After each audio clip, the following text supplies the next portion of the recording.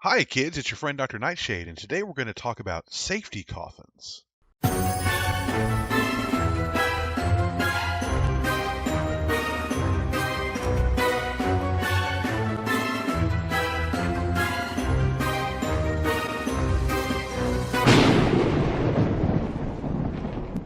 Being buried alive isn't just a trope saved for suspense films and crime dramas.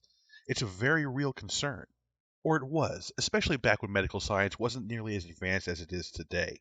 There's even a notorious story of a woman in the 17th century who had consumed poppy water and fallen into such a deep sleep that she was presumed dead and was subsequently buried. When some children reported hearing sounds from the grave days later, it was opened, and the woman was found to be covered in bruises as if she'd been thrashing about in her coffin, indicating that she'd been buried alive. Unable to detect any further signs of life, she was reburied with the intention of summoning a coroner the next day. But when they returned and opened her coffin for the coroner, they found the woman had ripped at the inside lining of her coffin and clotted herself so much that she was now covered in blood, indicating that she had still been alive when they buried her a second time, though she was now very clearly deceased.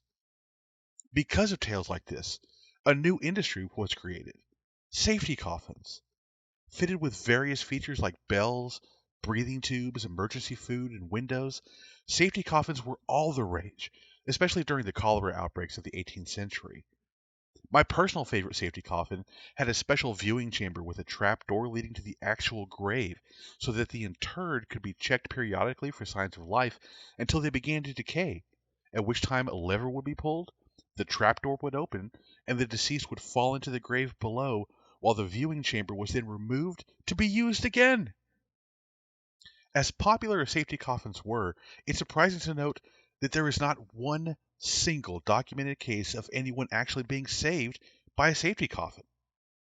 It seems the only thing ever saved by a safety coffin was the livelihood of the ones that sold them. Hey friends, Dr. Nightshade here. Thanks so much for stopping by today.